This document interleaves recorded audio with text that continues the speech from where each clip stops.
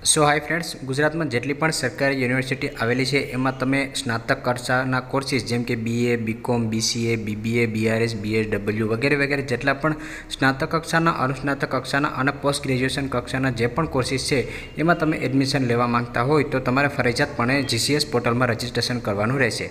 Registration तमारे कई रीते करवानुं छे एना पर मैं एक लाइव प्रोसेसनो विडियो बनावेलो छे। फॉर्म भर्या पछी तमारे शुं करवानुं छे अने तमने शैक्षणिक माहिती ना बतावता होय तो तमाम प्रकारना विडियो में अपलोड करेला छे। ए विडियो તમે ચેનલમાં જોઈ શકો છો।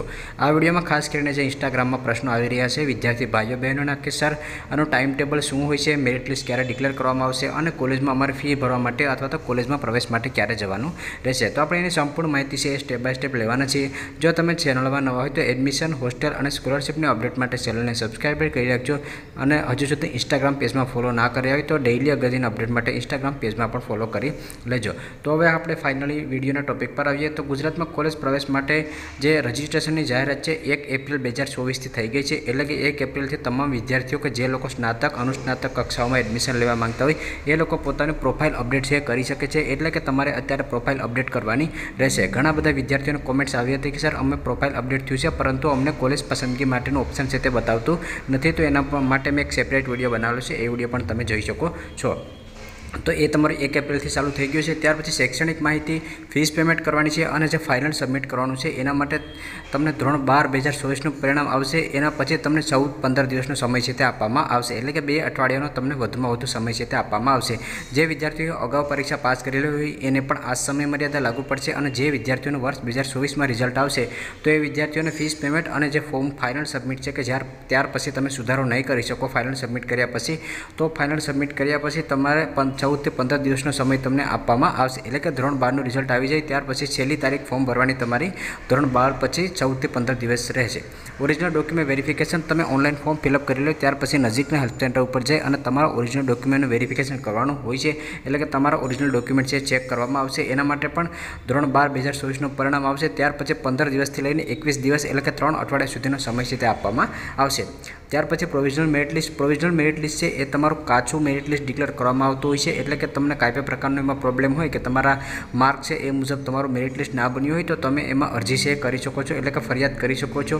તો તમારું પ્રોવિઝનલ મેરિટ લિસ્ટ છે એ ધોરણ 12નું રિઝલ્ટ આવી જશે ત્યાર પછી 3 અઠવાડિયાની અંદર એ રજૂ થશે। ત્યાર પછી તમે તમારું મેરિટ લિસ્ટ છે ચેક કરી શકો છો। તમે પ્રોવિઝનલ મેરિટ લિસ્ટમાં કાંઈ પણ પ્રકારની ભૂલ દેખાતી હોય તો તમે એને ફરિયાદ પણ કરી શકો છો। એના માટે તમને 2 દિવસનો સમય છે તે આપવામાં આવશે। ત્યાર પછી ફાઇનલ મેરિટ લિસ્ટ એટલે કે તમને કાંઈ મેરિટ લિસ્ટને લગતો કોઈ પણ પ્રકારનો પ્રશ્ન ના હોય તો જે તમારું ફાઇનલ મેરિટ લિસ્ટ છે કે જે તમારું ફાઇનલ મેરિટ લિસ્ટ ગણાય એ તમારું જે તમારું રિઝલ્ટ આવી જશે ત્યાર પછી 3 અઠવાડિયામાં એટલે કે ધોરણ 12નું રિઝલ્ટ આવ્યા પછી 3 અઠવાડિયાની અંદર તમારું એ ફાઇનલ મેરિટ લિસ્ટ છે તે બનાવવામાં આવશે અને એના માટે તમને 2 દિવસનો સમય છે તે આપવામાં આવશે। અને ત્યાર પછી જે તમારો ફાઇનલ મેરિટ લિસ્ટ ડિક્લેર થશે ત્યાર પછી તમારે કોલેજમાં જે ફી ભરવાની છે એના માટે પણ 2 દિવસનો સમય છે તે આપવામાં આવશે।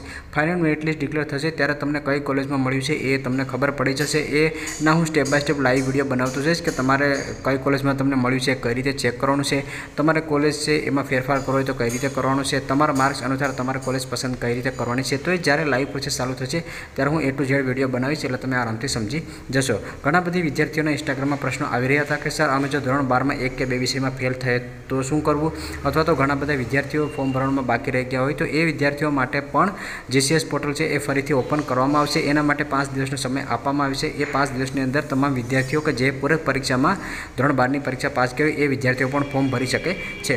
અને આ જે રાઉન્ડની પ્રોસેસ છે આમાં પણ થશે। એટલે કે તમારું જે આ તમને સમય અહીંયા આપવામાં આવે છે સમયપત્રક એ મુજબ યુનિવર્સિટી 3 રાઉન્ડ છે એ કરી શકે છે। એટલે કે પ્રથમ રાઉન્ડ થશે એમાં કોઈ ચૂકી જશે તો બીજો રાઉન્ડ થશે, એમાં કોઈ ચૂકી જશે તો ત્રીજો રાઉન્ડ પણ યોજવામાં આવશે। વિદ્યાર્થી ભાઈઓ બહેનોને ધોરણ 12નું પરિણામ આવે પછી ખાસ એક વાત એ ધ્યાન રાખવાની હોય કે તમારે હંમેશા તમારી પસંદગી અનુસાર કોલેજ પસંદ કરવાની છે।